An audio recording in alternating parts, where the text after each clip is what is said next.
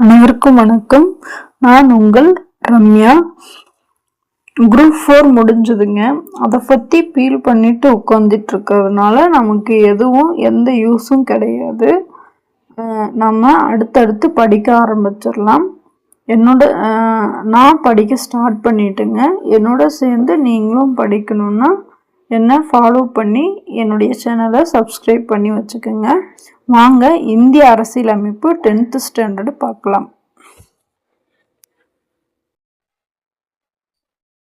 அரசியலமைப்பு என்ற கொள்கை முதல்ல எங்கு தோன்றுச்சு அப்படின்னா அமெரிக்க ஐக்கிய நாடுகள் சபையில, அதாவது USA தோன்றியது.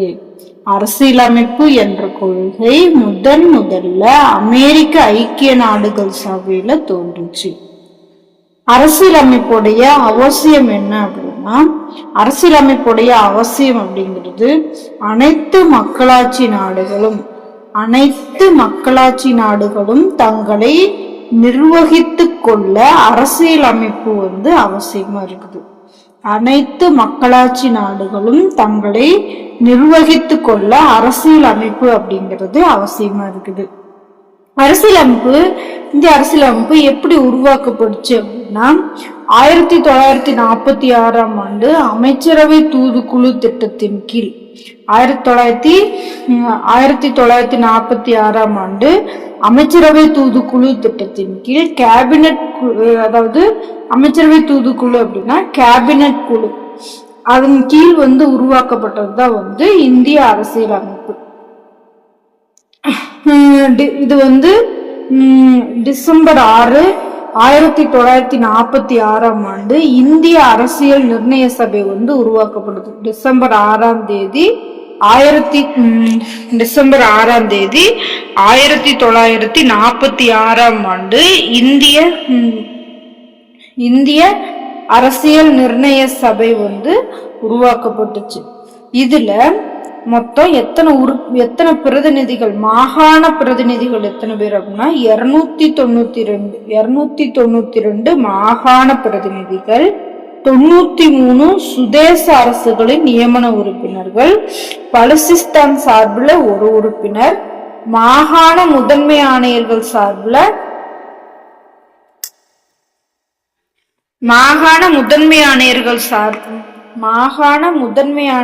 சார்பில் 3 பேர்.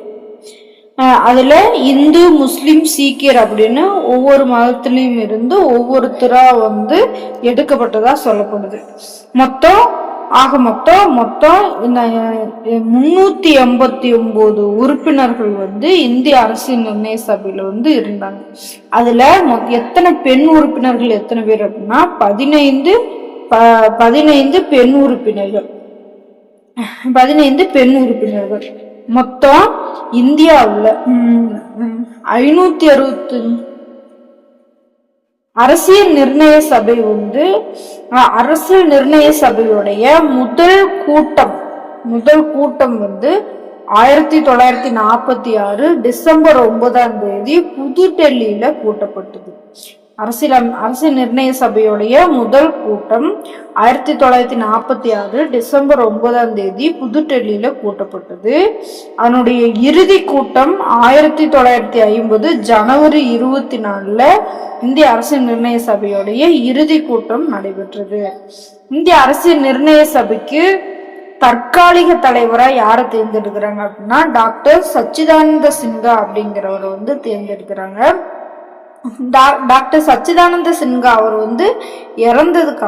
இறந்ததுனால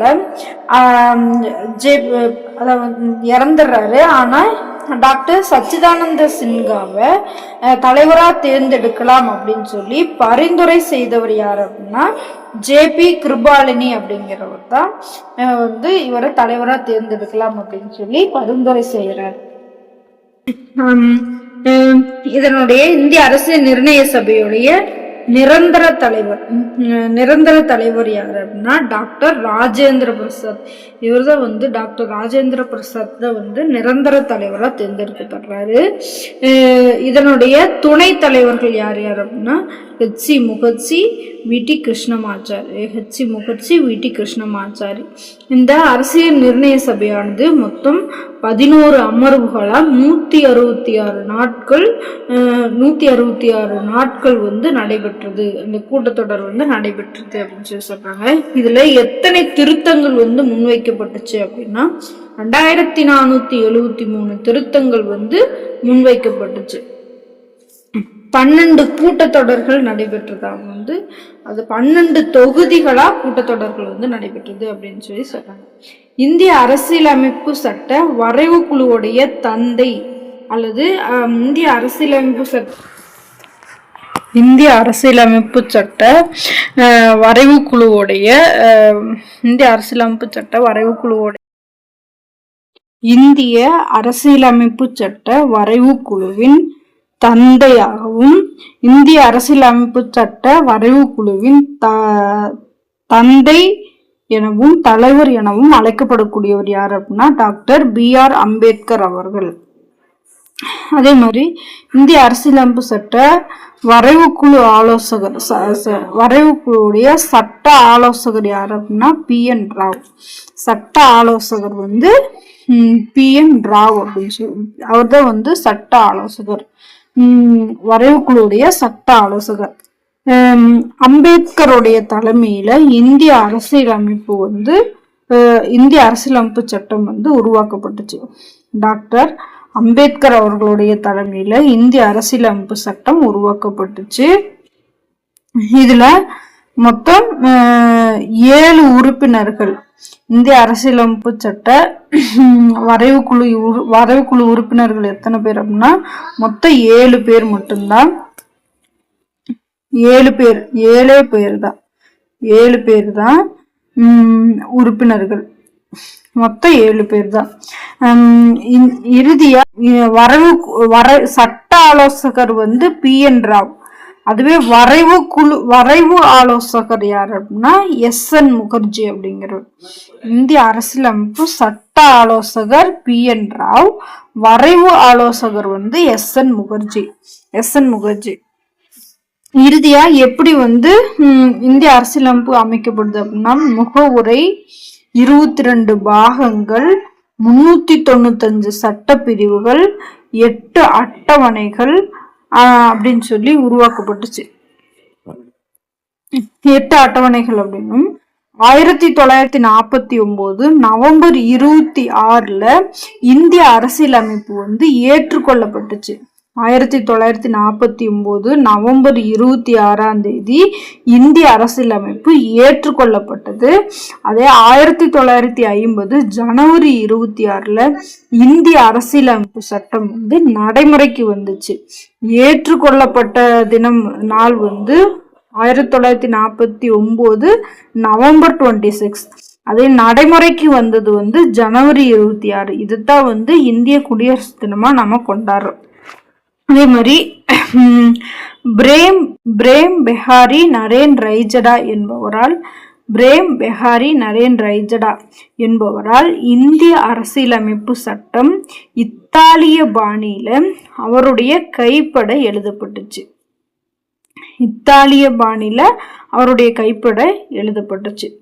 இந்திய அரசியலமைப்பின் தந்தை அப்படின்னு அழைக்கப்படக்கூடியவர் டாக்டர் B.R. அம்பேத்கர். முகவுரை பார்த்தோம் அப்படின்னா முகவுரை வந்து எத்தனை முறை திருத்தம் செய்யப்பட்டுச்சு அப்படின்னா முகவுரைய ஒரே ஒரு முறை மட்டும்தான் திருத்தம் செஞ்சிருக்கிறாங்க. முகவுரை அப்படிங்கிறது முன்னுரை அல்லது அறிமுகம் அப்படின்னு சொல்லி அழைக்கப்படுது. முகவுரை அப்படிங்கிறது வந்து முன்னுரை அல்லது அறிமுகம். இது இந்திய அரசியலமைப்புடைய அடிப்படை கொள்கைகள், நோக்கங்கள் மற்றும் லட்சியங்களை உள்ளடக்கியது. இது இந்திய அரசியலமைப்பின் அடிப்படை கொள்கைகள், நோக்கங்கள் மற்றும் லட்சியங்களை உள்ளடக்கியது. அரசியலமைப்புடைய திறவுகோல் முகவுரையானது அரசியலமைப்பின் திறவுகோல் அப்படின்னு குறிப்பிடப்படுகிறது. அரசியலமைப்பின் திறவுகோல் அப்படின்னு சொன்னது யார் அப்படின்னா எர்னஸ்ட் பார்க்கர் இவர் தான் வந்து முகவுரைய அரசியலமைப்பின் திறவுகோல் அப்படின்னு சொல்லி சொல்றாரு. இது மாதிரி ஜவஹர்லால் நேருவுடைய குறிக்கோள் தீர்மானத்தின் அடிப்படையில முகவுரை வந்து உருவாக்கப்பட்டுச்சு. ஜவஹர்லால் நேருவுடைய குறிக்கோள் தீர்மானத்தின் அடிப்படையில முகவுரை வந்து அமைக்கப்பட்டுச்சு. டிசம்பர் 13, 1946 நேரு முகவுரை வந்து அரசு நிர்ணய சபையில முகவுரை வந்து சமர்ப்பிக்கிறார்.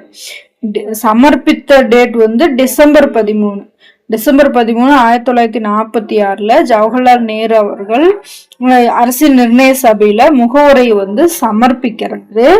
ஜனவரி 22, 1947 நிர்ணய சபையால் முகவுரை வந்து ஏற்றுக்கொள்ளப்படுது. அரசியல் நிர்ணய சபை வந்து ஜனவரி 22, 1947 அரசியல் நிர்ணய சபை வந்து முகவுரை வந்து ஏத்துக்குது.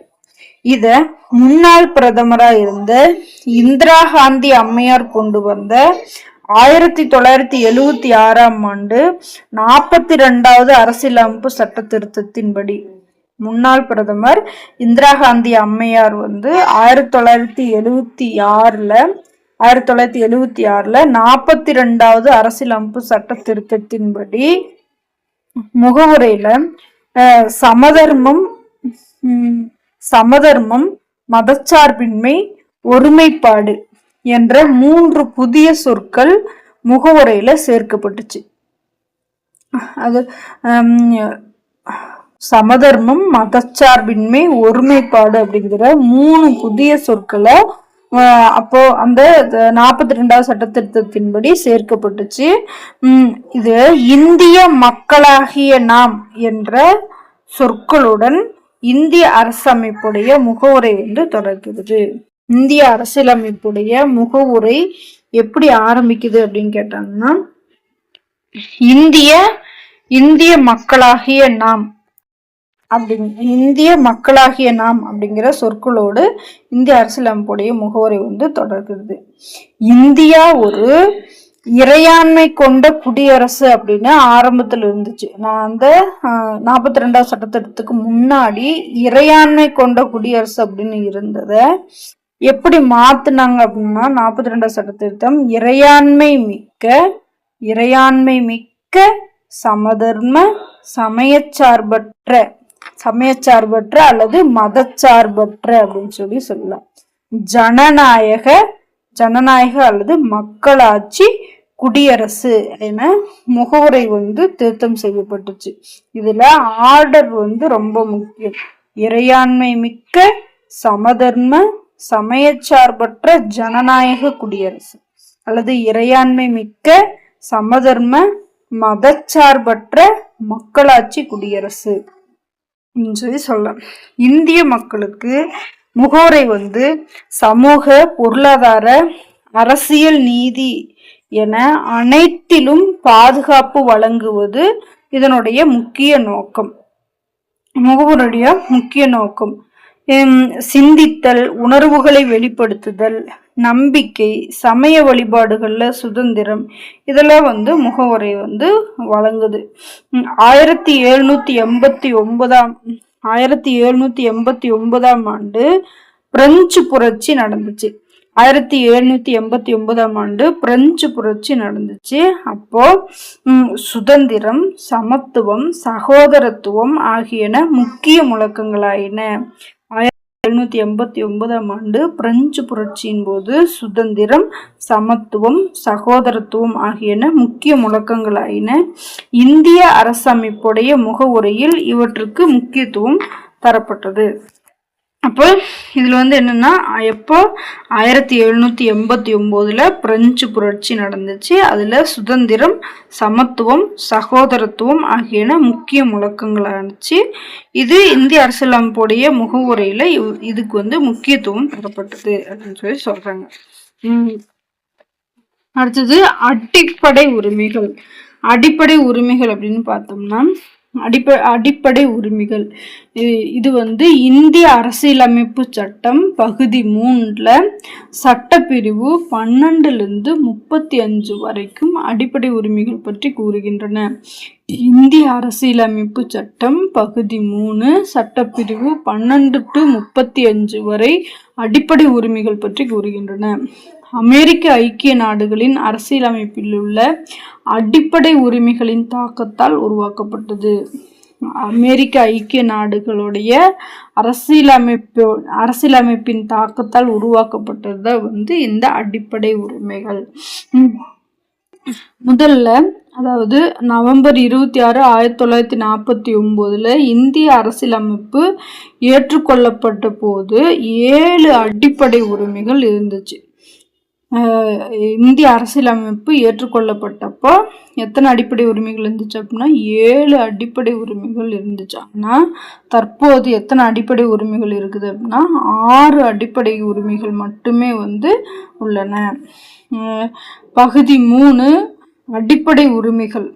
இந்த அடிப்படை உரிமைகள் பகுதி 3 இந்தியாவுடைய மகா சாசனம் அப்படின்னு சொல்லி அழைக்கப்படுது. அடிப்படை உரிமைகள் பகுதி 3 இந்தியாவுடைய மகா சாசனம் அப்படின்னு சொல்லி அழைக்கப்படுது. இந்தியாவில் வசிக்கக்கூடிய மக்கள் அனைவருக்கும் அடிப்படை உரிமைகள் அப்படிங்கிறது பொதுவானது. இந்தியாவில் வசிக்கக்கூடிய மக்கள் அனைவருக்கும் அடிப்படை உரிமைகள் அப்படிங்கிறது பொதுவானது. ஆனால் இந்திய குடிமக்களுக்கு மட்டுமே ஆன சில அடிப்படை உரிமைகளும் உள்ளன. அது என்னென்ன அப்படின்னா பிரிவு 15, 16, 19, 29, 30 இந்த 5 அடிப்படை உரிமைகளும் இந்திய மக்களுக்கு மட்டுமே ஆனது. 15, 16, 19, 29, 30 சட்டப்பிரிவு 15, 16, 19, 29, 30 இது இந்திய மக்களுக்கு மட்டுமே ஆன அடிப்படை உரிமைகள். 1978ஆம் ஆண்டு 44வது சட்ட திருத்தம் 1978ஆம் ஆண்டு கொண்டு வரப்பட்ட 44வது சட்ட திருத்தத்தின்படி அடிப்படை உரிமைகள் பட்டியலிலிருந்து சொத்துரிமை பிரிவு 31 நீக்கப்பட்டுச்சு. இது இந்திய அரசியலமைப்பு சட்டம் பகுதி 12 பிரிவு 300A கீழ் ஒரு சட்ட உரிமையா வைக்கப்பட்டிருக்குது. அதே மாதிரி 2002ஆம் ஆண்டு 86வது அரசியலமைப்பு சட்ட திருத்தம் கொண்டு வரப்பட்டுச்சு. அதுல பிரிவு 45 சட்டப்பிரிவு 45 திருத்தப்பட்டு அது பிரிவு 20 சட்டப்பிரிவு 21A கீழ் என்னது தொடக்க கல்வி பிரிவு 21A அப்படிங்கிற பிரிவுல தொடக்க கல்வி ஒரு அடிப்படை உரிமையா சேர்க்கப்பட்டிருக்குது. இந்த திருத்தம் மாநில அரசுகள் முன்பருவ மழலையர் கல்வியை அதாவது early childhood care and education இதை 6 வயது வரையுள்ள குழந்தைகளுக்கு வழங்க அறிவுறுத்துகிறது. அதே மாதிரி இந்த அடிப்படை உரிமைகள் அப்படிங்கிறது சட்ட ஒப்புதலை பெற்றவை. அடிப்படை உரிமைகள் அப்படிங்கிறது சட்ட ஒப்புதலை பெற்றவை. 6 அடிப்படை உரிமைகள். அந்த 6 அடிப்படை உரிமைகளை வரிசையா பார்க்கலாம். ஃபர்ஸ்ட் சமத்துவ உரிமை அப்படிங்கிறது சட்டப்பிரிவு 14 சட்டப்பிரிவு 18 வரைக்கும் சமத்துவ உரிமையை பற்றி சொல்லுது. சட்டப்பிரிவு 14 18 வரைக்கும் சமத்துவ உரிமையை பற்றி சொல்லுது. இதுல ஷார்ட்கட் எப்படின்னா அதாவது 8th to 12th வரைக்கும் ஸ்கூல் படிக்கிறப்போ எல்லாருமே ஒரே சமத்துவமா இருப்போம். ஜாதி மதம் எதுவும் பார்க்காம ஒரே பிரின்சிப்பா சமத்துவமா இருக்கும். எப்போ 8th to 12th படிக்கிற வரைக்கும். அப்போ எத்தனை வயசு 14 to 18 வயசுக்குள்ள இருக்கும்போது எல்லாரும் சமத்துவமா இருப்போம். அதுதான் ஷார்ட்கட். அப்போ இப்போ பிரிவு 14 சட்டப்பிரிவு 14 என்ன சொல்லுது அப்படின்னா சட்டத்தின் முன் அனைவரும் சமம் அப்படின்னு சொல்லுது. பிரிவு 14 என்ன சொல்லுது அப்படின்னா சட்டத்தின் முன் அனைவரும் சமம் அப்படின்னு சொல்லுது. சட்டத்துக்கு முன்னாடி எல்லாருமே ஒண்ணுதான் அப்படிங்கிற மாதிரி சொல்லுது. அது மாதிரி பிரிவு 15 என்ன சட்டப்பிரிவு 15 என்ன சொல்லுதுன்னா மதம், இனம், சாதி, பாலினம் மற்றும் பிறப்பிடம். மதம், இனம், சாதி, பாலினம் மற்றும் பிறப்பிடம் இவற்றின் அடிப்படையில் பாகுபடுத்துவதை தடை செய்தல். இதை சட்டப்பிரிவு 15 சொல்லுது. இப்போ இதுல என்ன சாப்பிட்டு வச்சுக்கலாம்னா பிரிவு 15. அப்ப இந்த 5 இது இங்க 5 இருக்குது. மதம் 1, இனம் 2, சாதி 3, பாலினம் 4, பிறப்பிடம் 5. அப்போ 1 2 3 4 5 அப்போ 15 அப்படிங்கிற மாதிரி நாம் வச்சுக்கலாம். இப்போ சட்டப்பிரிவு 15 என்ன சொல்லுது அப்படின்னா மதம், இனம், சாதி, பாலினம் மற்றும் பிறப்பிடம் இவற்றின் அடிப்படையில் பாகுபடுத்துவதை தடை செய்தல். பிரிவு 16 என்ன சொல்லுதுன்னா பொது வேலை வாய்ப்புகள்ல சம வாய்ப்பு அளித்தல். சட்டப்பிரிவு 16 என்ன சொல்லுதுன்னா பொது வேலை வாய்ப்புகள்ல சம வாய்ப்பு அளித்தல் அதை பத்தி சொல்லுது. பிரிவு 17 என்ன சொல்லுதுன்னா தீண்டாமையை ஒழித்தல். சட்டப்பிரிவு 17 தீண்டாமையை ஒழித்தல் அதை பத்தி சொல்லுது. சட்டப்பிரிவு 18 இராணுவம் மற்றும் கல்விசார் பட்டங்களை தவிர மற்ற பட்டங்களை நீக்குதல். இது சட்டப்பிரிவு 18 சொல்லுது. அப்போ இது 14 to 18 வரைக்கும் சமத்துவ உரிமை பத்தி சொல்லுது. அடுத்தது சுதந்திர உரிமை சட்டப்பிரிவு 19 to 22 வரைக்கும் சுதந்திர உரிமை. சட்டப்பிரிவு 19 to 22 வரைக்கும் சுதந்திர உரிமை. இப்போ 19 to 22 அப்படின்னா 19 to 22 வயசுல காலேஜ் போற வயசு தான். அப்போ நம்ம இன்னும் எப்படி இருப்போம், ரொம்ப ஜாலியா, காலேஜ்னாவே ரொம்ப ஜாலியா சுதந்திரமா இருப்போம். அப்போ 19 to 22 அப்படின்னா சுதந்திர உரிமை. இதுல சட்டப்பிரிவு 19 என்ன சொல்லுதுன்னா பேச்சுரிமை இருக்குது. ஆனா மற்றவர்களை பாதிக்கக்கூடிய விதத்துல பேசக்கூடாது. பேசுனா அவதூறு வழக்கு போடப்படும். அப்போ பேச்சுரிமை, கருத்து தெரிவிக்கும் உரிமை, அமைதியான முறையில் கூட்டம் கூடுவதற்கு உரிமை, சங்கங்கள், அமைப்புகள் தொடங்க உரிமை, இந்திய நாட்டிற்குள் விரும்பிய இடத்தில் வசிக்கும் மற்றும் தொழில் செய்யும் உரிமை. இது எல்லாமே சட்டப்பிரிவு 19 வருது. பேச்சுரிமை இருக்குது. ஆனா மற்றவங்களை பாதிக்கக்கூடிய விதத்துல பேசக்கூடாது. பேசுனா அவதூறு வழக்கு போடப்படும். கருத்து தெரிவிக்கக்கூடிய உரிமை, அமைதியான முறையில கூட்டம் கூடுவதற்கு உரிமை, சங்கங்கள், அமைப்புகள் தொடங்க உரிமை, இந்திய நாட்டிற்குள் விரும்பிய இடத்தில் வசிக்கும் மற்றும் தொழில் செய்யும் உரிமை. இதெல்லாம் பிரிவு 19 சொல்லுது. அடுத்தது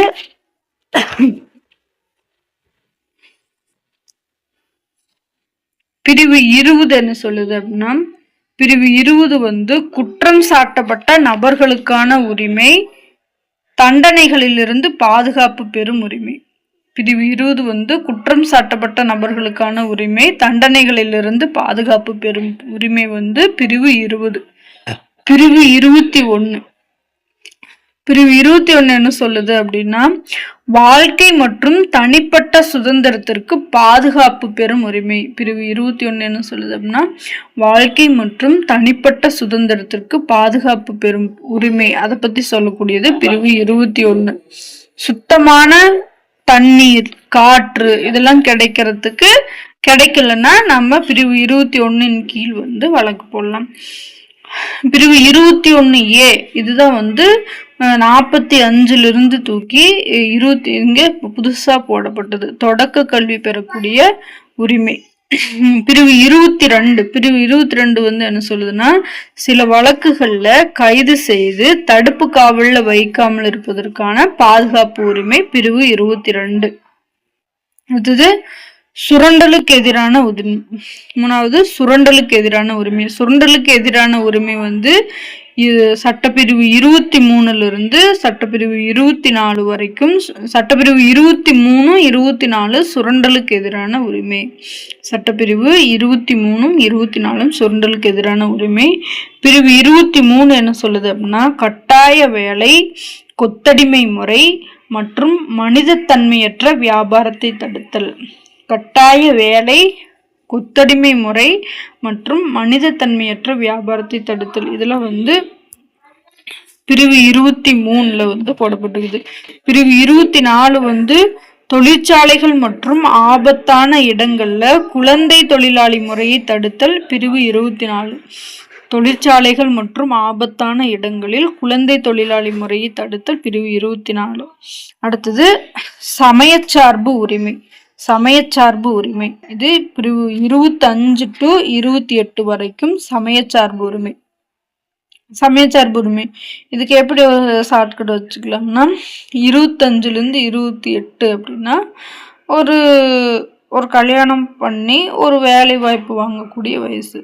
அப்போ நம்ம என்ன பண்ணுவோம், சாமி கடவுளே எனக்கு நல்ல வேலை கிடைக்கணும், எனக்கு நல்லா கல்யாணம் ஆகணும் அப்படின்னு சொல்லி வேண்டி கடவுளை சார்ந்து இருக்கக்கூடிய வயசு. அப்போ 25 to 28 அப்படின்னா சமயச்சார்பு உரிமை. சட்டப்பிரிவு 25 to 28 வரைக்கும் சமயச்சார்பு உரிமை.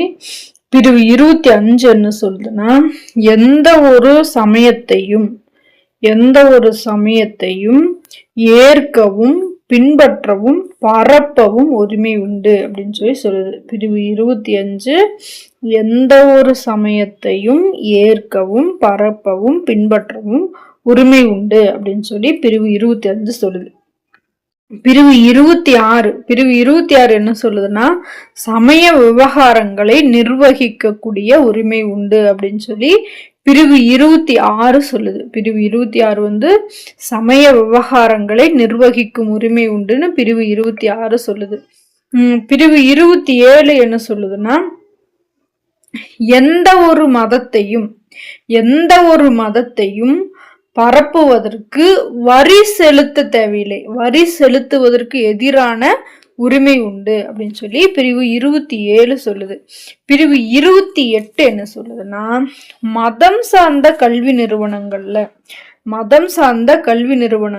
நடைபெறக்கூடிய வழிபாடு மற்றும் அறிவுரை நிகழ்ச்சிகள்ல கலந்து கொள்ளாமல் இருக்க உரிமை உண்டு அப்படின்னு பிரிவு 28 சொல்லுது. இப்போ சமயச்சார்பு உரிமைனா 25 to 28 வரைக்கும் சமயச்சார்பு உரிமை. 25 வயசுலேருந்து 28 வயசு வரைக்கும் இறைவனை ரொம்ப வந்து வேண்டிக்கிட்டே இருப்போம் அப்படின்னு நாம் வச்சுக்கலாம். அடுத்தது கல்வி கலாச்சார உரிமை. இது வந்து சட்டப்பிரிவு 29, 30 வந்து கல்வி கலாச்சார உரிமை. பிரிவு 29 என்ன சொல்லுதுன்னா, சிறுபான்மையினருடைய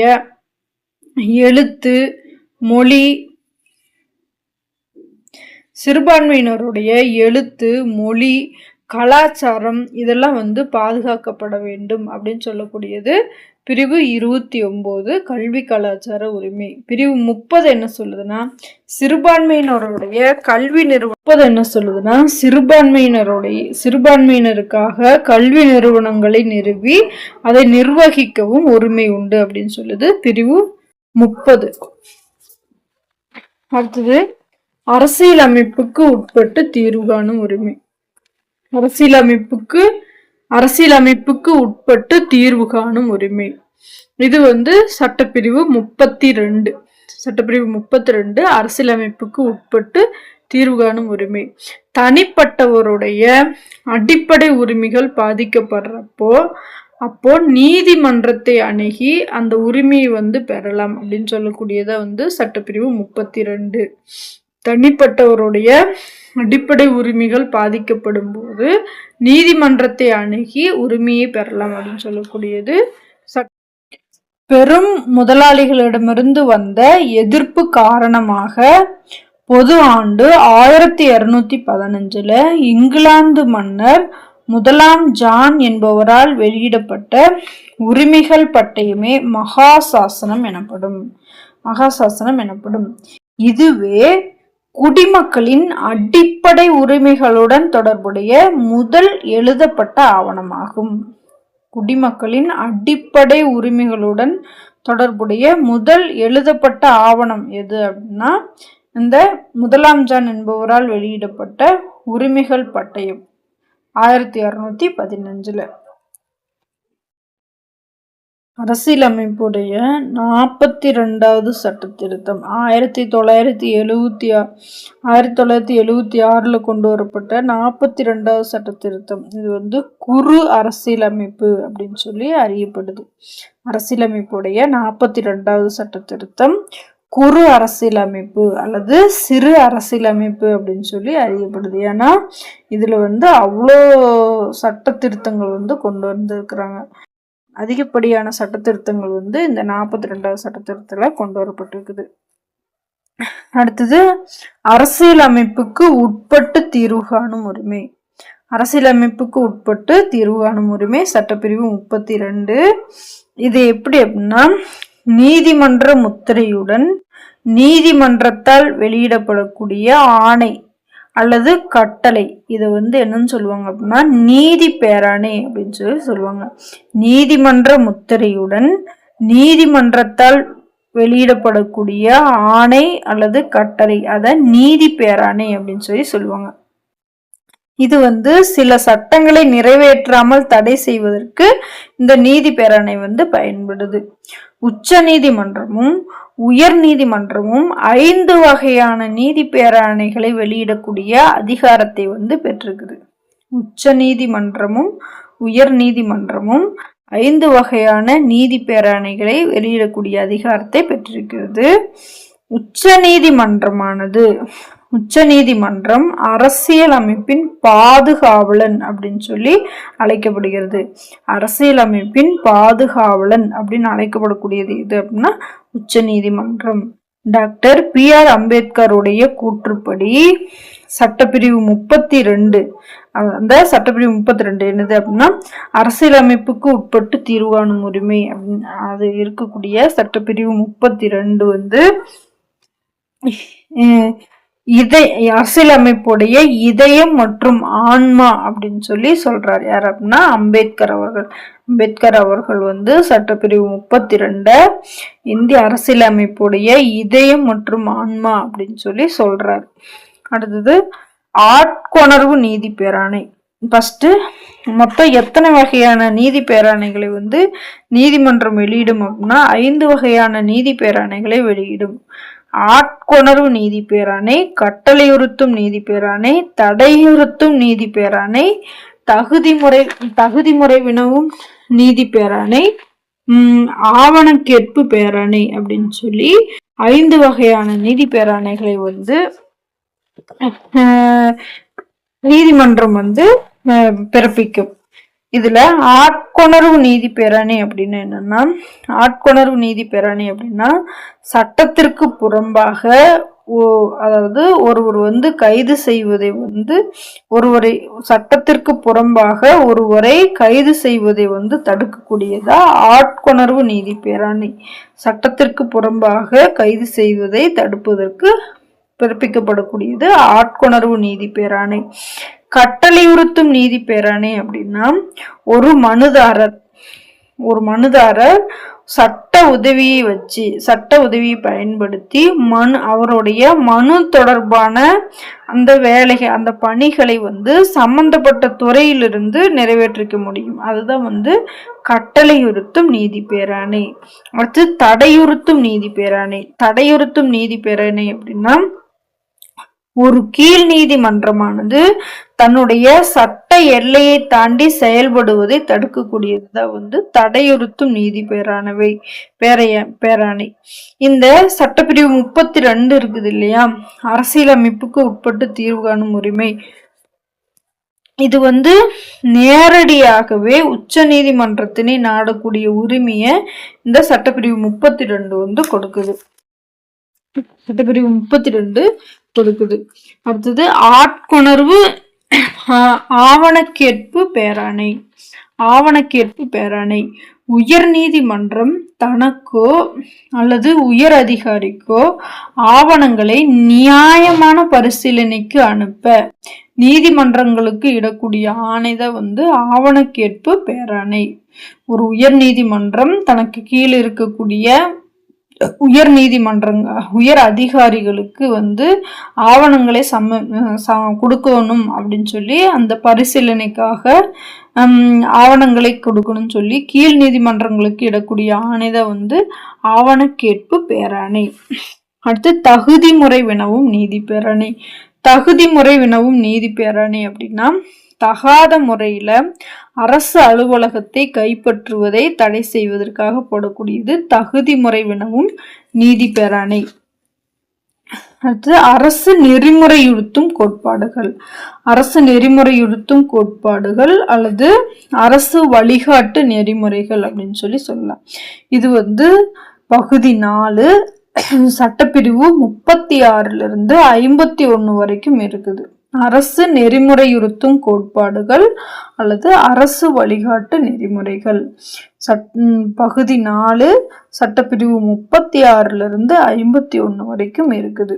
இதுல 3 பெரும் பிரிவுகள் என்னன்னா சமதர்ம, காந்திய, தாராள அறிவு சார்ந்தவை.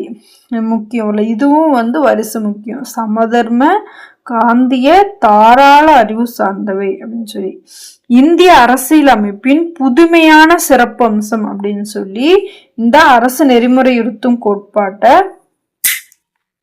அல்லது அரசு வழிகாட்டு நெறிமுறைய அம்பேத்கர் அவர்கள் விவரிக்கிறார். இந்திய அரசியல் அமைப்புடைய புதுமையான சிறப்பம்சம் அப்படின்னு அரசு நெறிமுறையுறுத்தும் கோட்பாட்டை அம்பேத்கர் விவரிக்கிறார். அயர்லாந்து நாட்டின் அரசியல் அமைப்பிலிருந்து பெறப்பட்டுச்சு. இந்த அரசு நெறிமுறையுறுத்தும் கோட்பாடு எந்த நாட்டுடைய அரசியல் அமைப்பை பின்பற்றி எடுக்கப்பட்டுச்சு அப்படின்னா அயர்லாந்து நாட்டுடைய அரசியல் அமைப்பை பின்பற்றி எடுக்கப்பட்டது. இது தார்மீக மற்றும் அரசியல் ஒப்புதலை பெற்றது. தார்மீக மற்றும் அரசியல் ஒப்புதலை பெற்றது. இப்போ அடிப்படை உரிமைக்கும் அரசு நெறிமுறையுறுத்தும் கோட்பாட்டுக்குமான சில வேறுபாடுகளை பார்க்கலாம். அடிப்படை உரிமைகள் எங்கிருந்து எடுக்கப்பட்டது அப்படின்னா அடிப்படை உரிமைகள் அமெரிக்க ஐக்கிய நாடுகளுடைய அரசியல் அமைப்பை பின்பற்றி எடுக்கப்பட்டது நம்முடைய அடிப்படை உரிமைகள். அதே அரசு நெறிமுறையுறுத்தும் கோட்பாடு இது அயர்லாந்து நாட்டுடைய அரசியலமைப்பை பின்பற்றி எடுக்கப்பட்டது அரசு நெறிமுறையுறுத்தும் கோட்பாடு. இந்த அடிப்படை உரிமைகளை அரசாங்கத்தால் கூட சுருக்கவோ நீக்கவோ முடியாது. அடிப்படை உரிமைகளை அரசாங்கத்தால் கூட சுருக்கவோ நீக்கவோ முடியாது. ஆனா இது இந்த அரசு நெறிமுறையுறுத்தும் கோட்பாடு அப்படிங்கிறது வெறும் அறிவுறுத்தல் மட்டும்தான். அரசுக்கு கொடுக்கக்கூடிய ஒரு அறிவுரை தான் இது. அதே அடிப்படை உரிமைகளை நீதிமன்ற சட்டத்தால் செயல்படுத்த முடியும். அடிப்படை உரிமைகளை நீதிமன்ற சட்டத்தால் செயல்படுத்த முடியும். ஆனால் அரசு நெறிமுறையுறுத்தும் கோட்பாடு இது யாருமே கட்டாயப்படுத்த முடியுது. இது செஞ்சுதான் ஆகணும் அப்படின்னு சொல்லி யாருமே கட்டாயப்படுத்த முடியாது. அடிப்படை உரிமைகள் சட்ட ஒப்புதலை பெற்றவை. அதே அரசு நெறிமுறையுறுத்தும் கோட்பாடோ தார்மீக மற்றும் அரசியல் ஒப்புதலை பெற்றவை. ஒரு நாட்டுடைய அரசியல் ஜனநாயகத்தை வலுப்படுத்தக்கூடியது அடிப்படை உரிமைகள். நாட்டின் அரசியல் ஜனநாயகத்தை வலுப்படுத்தக்கூடியது அடிப்படை உரிமைகள். சமுதாய மற்றும் பொருளாதார ஜனநாயகத்தை உறுதி செய்யக்கூடியது அரசு நெறிமுறையுறுத்தும் கோட்பாடு. சமுதாய மற்றும் பொருளாதார ஜனநாயகத்தை உறுதி செய்யக்கூடியது அரசு நெறிமுறையுறுத்தும் கோட்பாடு. அடுத்தது அடிப்படை கடமைகள். அடிப்படை கடமைகள் இந்த அடிப்படை கடமைகள் எங்கிருந்து எடுக்கப்பட்டுச்சு அப்படின்னா முன்னாள் சோவியத் யூனியன் ரஷ்யா அரசியலமைப்புடைய தாக்கத்தால் சேர்க்கப்பட்டதுதான் அடிப்படை கடமைகள். இது 1976 ஆண்டு சர்தார் ஸ்வரன் சிங் கமிட்டி வந்து அமைக்கப்பட்டுச்சு. 1976ல் சர்தார் ஸ்வரன் சிங் கமிட்டி அமைக்கப்பட்டுச்சு. இந்த குழுவுடைய பரிந்துரையின் அடிப்படையில் தான் 1976ல் 42வது அரசியலமைப்பு சட்ட திருத்தம் கொண்டு வரப்பட்டு அதன்படி அரசியலமைப்பின் பகுதி 4A அப்படிங்கிற ஒரு புதிய பகுதி வந்து சேர்க்கப்பட்டுச்சு. அதுல சட்டப்பிரிவு 51A அப்படிங்கிற ஒரே ஒரு பிரிவை கொண்டு வந்து அதுல இந்த அடிப்படை கடமைகளை வந்து சேர்க்கப்பட்டது. தொடக்கத்துல 10 அடிப்படை கடமைகள் இருந்துச்சு. ஆனா இப்போ வந்து 11 அடிப்படை கடமைகள் இருக்குது. அது வந்து என்னென்னா தனியாக பார்க்கலாம். அடுத்தது மத்திய மாநில உறவுகள். மத்திய மாநில உறவுகள் சட்டமன்ற உறவுகள். சட்டமன்ற உறவுகளை பற்றி 7வது அட்டவணை, அரசியலமைப்புடைய 7வது அட்டவணை மத்திய மாநில அரசுகளுக்கு இடையேயான அதிகார பகிர்வினை பற்றி கூறுகிறது. அரசியலமைப்புடைய 7வது அட்டவணை மத்திய மாநில அரசுகளுக்கு இடையேயான அதிகார பகிர்வினை பற்றி கூறுகிறது. சட்டம் இயற்றப்போ மத்திய பட்டியல் மொத்தம் 3 பிரிவு இருக்குதா? மத்திய பட்டியல், மாநில பட்டியல், பொது பட்டியல்னு 3 பிரிவு இருக்குது. சட்டம் இயற்றப்படும் போது மத்திய பட்டியல்ல 97 துறைகள், மாநில பட்டியல்ல 66 துறைகள், பொது பட்டியல்ல 47 துறைகள் இருந்துச்சு. மத்திய பட்டியல்ல 97 துறைகள், மாநில பட்டியல்ல 66 துறைகள், பொது பட்டியல்ல 47 துறைகள் இருந்துச்சு. ஆனா இப்போ எவ்வளோ இருக்குது அப்படின்னா, மத்திய பட்டியல்ல 100 துறைகள், மாநில பட்டியல்ல 61 துறைகள், பொது பட்டியல்ல 52 துறைகள் இருக்குது. 1976ஆம் ஆண்டு 42வது அரசியலமைப்பு சட்ட திருத்தத்தின்படி 1976ஆம் ஆண்டு 42வது அரசியலமைப்பு சட்ட திருத்தத்தின்படி மாநில பட்டியலில் இருந்த 5 துறைகளை பொதுப்பட்டியலுக்கு மாற்றப்பட்டுச்சு.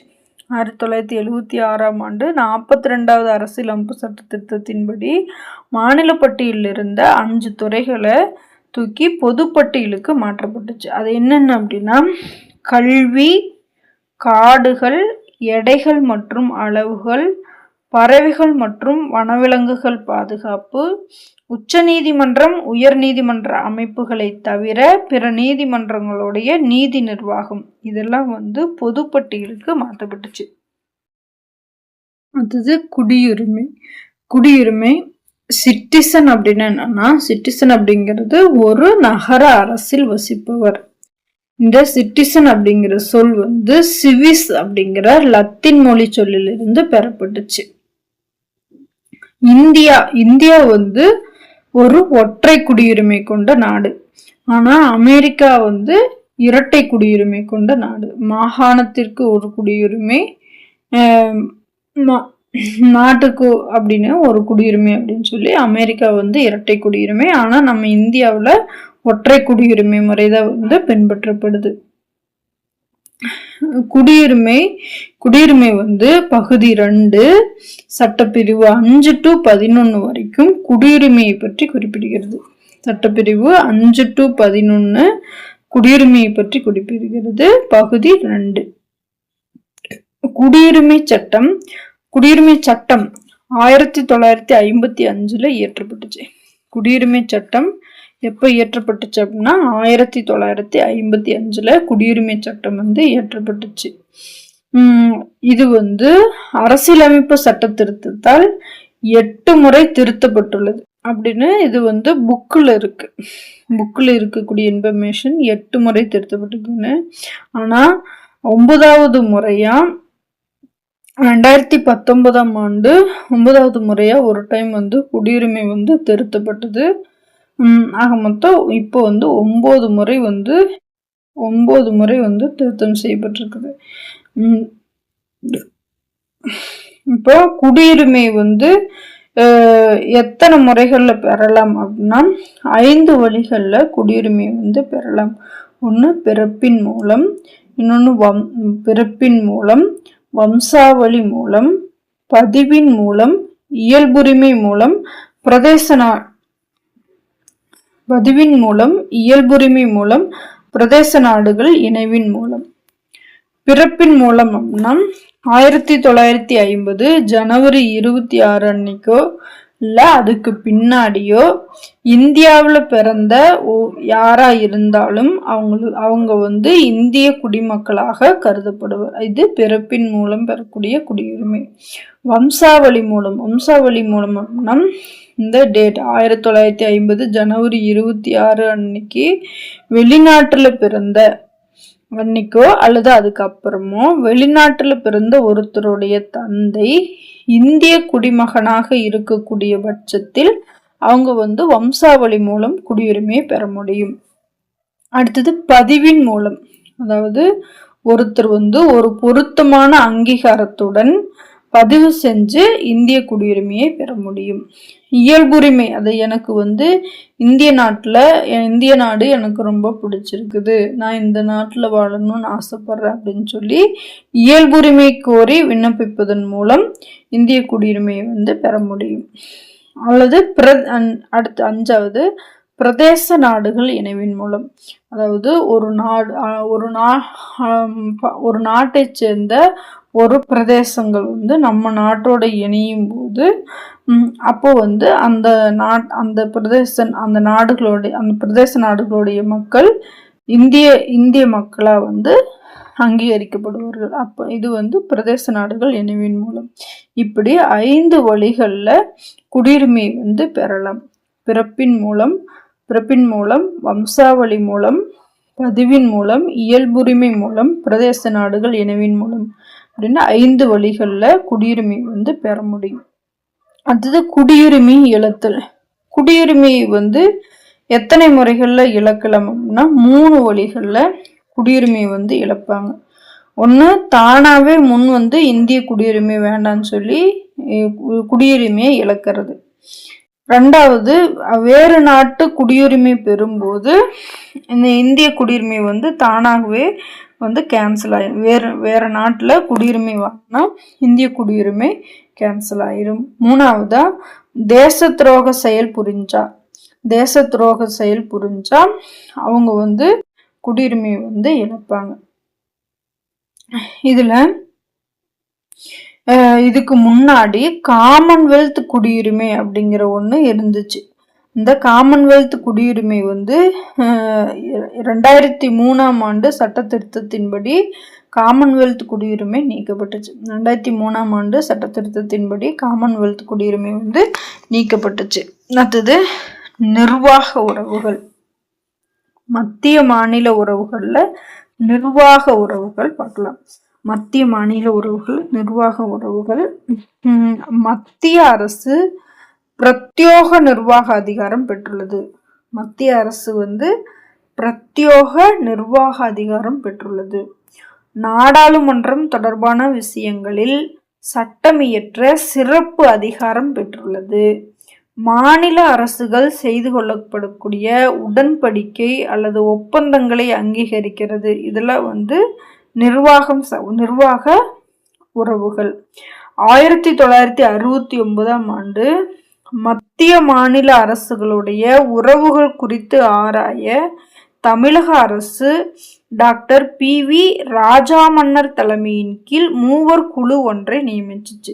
எப்போ அப்படின்னா 1969 மத்திய மாநில அரசுகளுடைய உறவுகள் குறித்து ஆராய தமிழக அரசு டாக்டர் PV ராஜாமன்னர் தலைமையின் கீழ் 3 குழு ஒன்றை நியமித்தது.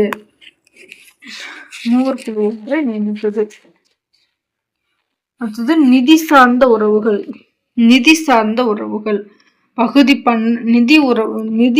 உறவுகளை பற்றி பகுதி 12 சட்டப்பிரிவு 268 293 வரைக்கும் நிதி உறவுகளை பற்றி குறிப்பிடுகிறது.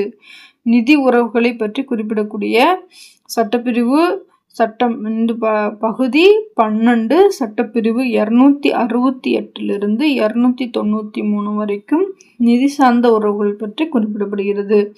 சட்டப்பிரிவு 280 கீழ் சட்டப்பிரிவு 280 கீழ் குடியரசுத் தலைவரால் நியமனம் செய்யப்பட்ட நிதிக்குழு பரிந்துரையின் அடிப்படையில் சட்டப்பிரிவு 280 கீழ் குடியரசுத் தலைவரால் நியமனம் செய்யப்பட்ட நிதிக்குழு பரிந்துரையின் அடிப்படையில் மத்திய அரசால் சில வரிகள் விதிக்கப்பட்டு மத்திய மாநில அரசுகள்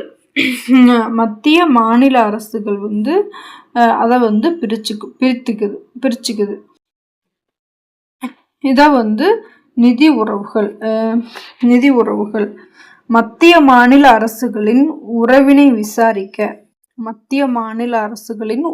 விசாரிக்க மறைந்த முன்னாள் பிரதமர் திருமதி இந்திரா காந்தி அம்மையார் அவர்கள் 1983 ஆண்டு சர்க்காரியா குழு நியமிச்சாங்க. சர்க்காரியா குழு இந்த குழு 247 பரிந்துரைகளை முன் வச்சுச்சு. சர்க்காரியா குழு 247 பரிந்துரைகளை முன் வச்சுச்சு. அதுல 180 பரிந்துரைகளை மத்திய அரசு செயல்படுத்தி இருக்குது. சர்க்காரியா குழு மொத்தம் 247 பரிந்துரைகளை முன் வச்சுச்சு. அதுல 180 பரிந்துரைகளை மத்திய அரசு செயல்படுத்தி இருக்குது. இதுல மிக முக்கியமானது என்ன அப்படின்னா 1990 அமைக்கப்பட்ட மாநிலங்களுக்கிடையேயான குழு 247 பரிந்துரைகள்ல 180 பரிந்துரைகளை மத்திய அரசு செயல்படுத்தி இருக்குது. இதுல முக்கியமானது 1990 அமைக்கப்பட்ட மாநிலங்களுக்கிடையேயான குழு. அடுத்தது அலுவலக மொழிகள்.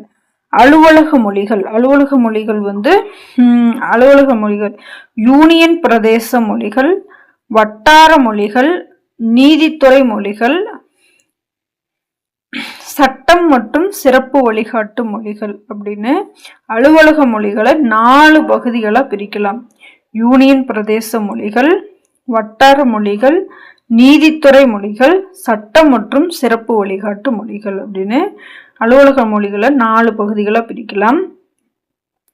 அடுத்தது முதலாவது மொழிக்குழு அமைக்கப்பட்ட ஆண்டு 1955. 1955 முதலாவது மொழிக்குழு நியமிக்கப்பட்டுச்சு. 1956 இது அறிக்கையை சமர்ப்பிச்சது. 1956 முதலாவது மொழிக்குழு தன்னுடைய அறிக்கையை சமர்ப்பிச்சது. 1963 அலுவலக மொழி சட்டம் அப்படின்னு சொல்லி போடப்பட்டுச்சு.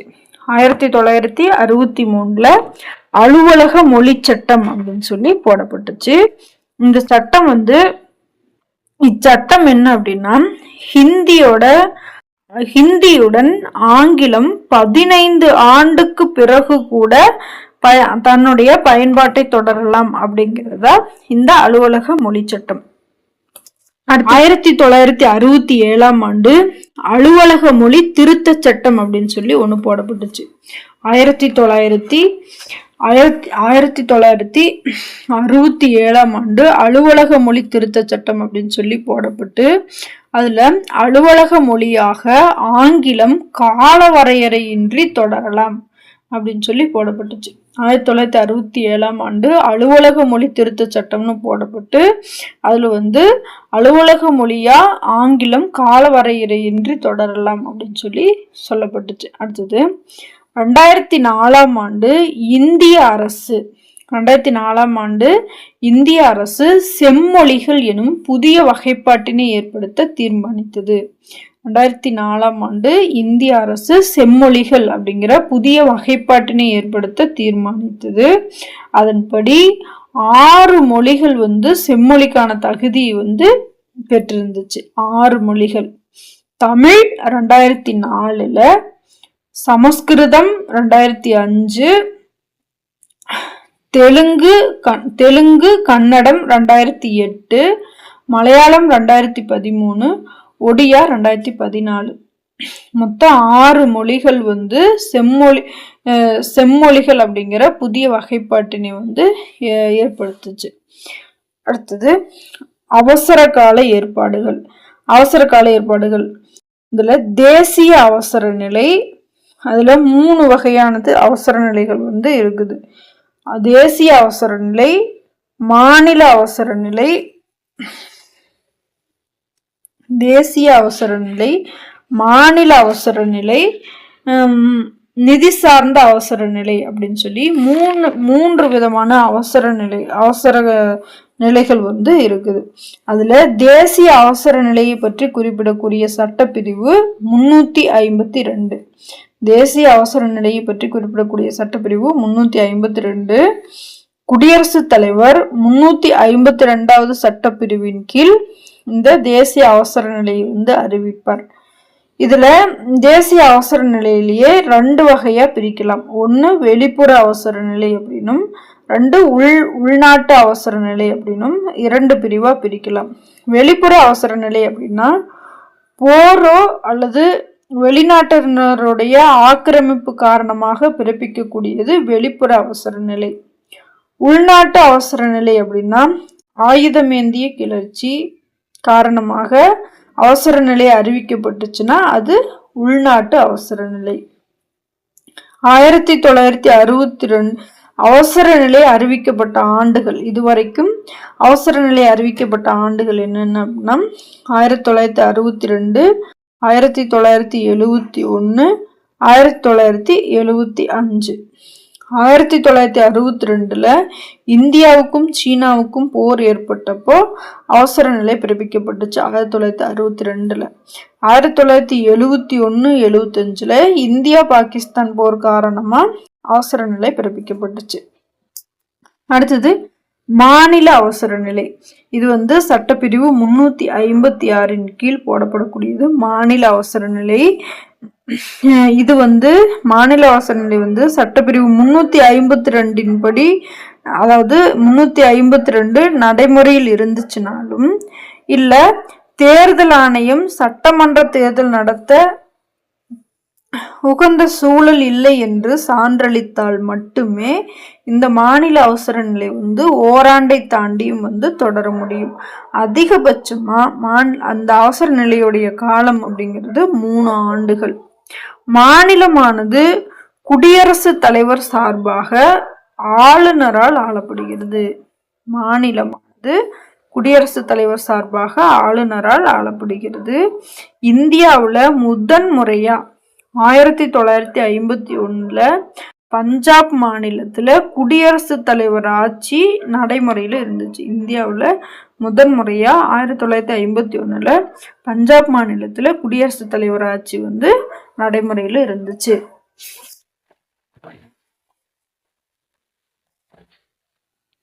அடுத்தது நிதி சார்ந்த அவசர நிலை. நிதி சார்ந்த அவசர நிலை சட்டப்பிரிவு 360 கீழ் போடப்படக்கூடியது நிதி சார்ந்த அவசர நிலை.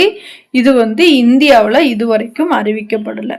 அடுத்தது அரசியலமைப்பு சட்ட திருத்தம். அரசியலமைப்பு சட்ட திருத்தம் அமெண்ட்மெண்ட். அமெண்ட்மெண்ட் அப்படிங்கிற சொல்லுக்கு மாற்றம், மேம்படுத்துதல், சிறுமாறுதல் அப்படிங்கிற பொருள் உண்டு. இந்த அரசியலமைப்பு சட்ட திருத்தம் பகுதி 20 368வது சட்டப்பிரிவின் கீழ் அரசியலமைப்பு சட்ட திருத்தம், அரசியலமைப்பு திருத்த சட்டத்தை பற்றி குறிப்பிடக்கூடிய பகுதி 20 சட்டப்பிரிவு 368. இது சட்ட திருத்தம் செய்வதில் பின்பற்றப்படக்கூடிய வழிமுறைகள், சட்டம் திருத்தம் செய்வதில் நாடாளுமன்றத்தோடைய அதிகாரங்கள் என்னென்ன, இதெல்லாம் பற்றி சொல்லக்கூடியது. அரசியலமைப்பு சட்ட திருத்தம் செய்வதில் பின்பற்றப்படக்கூடிய வழிமுறைகள் என்னென்ன அப்படின்னா, நாடாளுமன்றத்தால் மட்டுமே அரசியலமைப்பு சட்ட திருத்தத்தை கொண்டு வர முடியும்.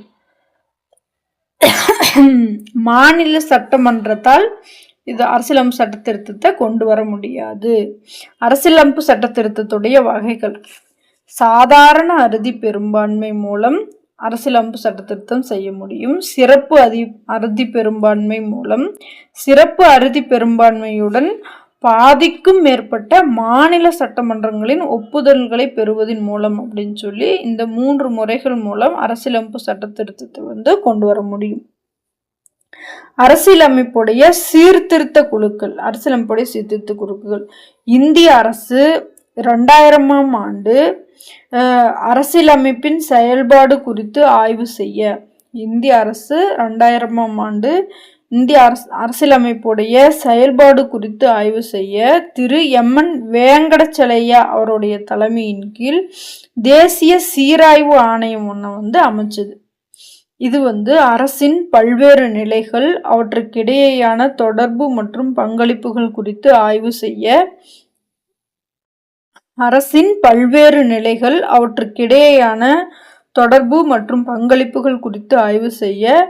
ஏப்ரல்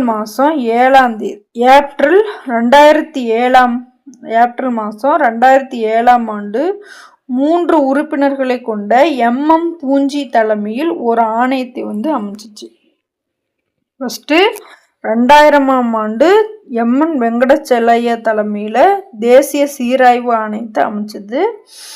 அரசின் பல்வேறு நிலைகள் அவற்றுக்கிடையேயான தொடர்பு மற்றும் பங்களிப்புகள் குறித்து ஆய்வு செய்ய ஏப்ரல் 2007 3 உறுப்பினர்களை கொண்ட குழு MM பூஞ்சி தலைமையில ஒரு ஆணையம் அமைக்கப்பட்டுச்சு. இந்த அலுவலக மொழிகள்ல இந்த பகுதியும் சட்டப்பிரிவும் பார்க்காம விட்டுட்டோம்.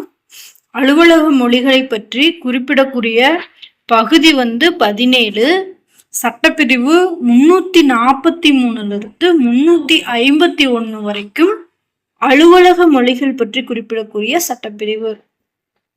இதுல அலுவலக மொழிகள் பற்றி குறிப்பிடக்கூடிய அட்டவணை 8வது அட்டவணை. இந்த 8வது அட்டவணையில தொடக்கத்துல 14 மொழிகள் இருந்துச்சு. தற்போது 22 மொழிகள் இருக்குது. அவ்வளவுதாங்க. 10th ஸ்டாண்டர்ட்ல இருக்கக்கூடிய எல்லா முக்கியமான பாயிண்ட்ஸ் எல்லாம் கொடுத்துட்டேன்னு நினைக்கிறேன். இப்படி நம்ம சேர்ந்து படிக்கும்போது ஒரு எனர்ஜி ஆகும், ஒரு லேசினஸ் இல்லாமையும் இருக்கும். அதனால கூட சேர்ந்து படிக்க ஆசைப்படுறவங்க என்னோட சேனலை சப்ஸ்கிரைப் பண்ணி வச்சுக்கிட்டு என்னை ஃபாலோ பண்ணுங்க. Thank you so much.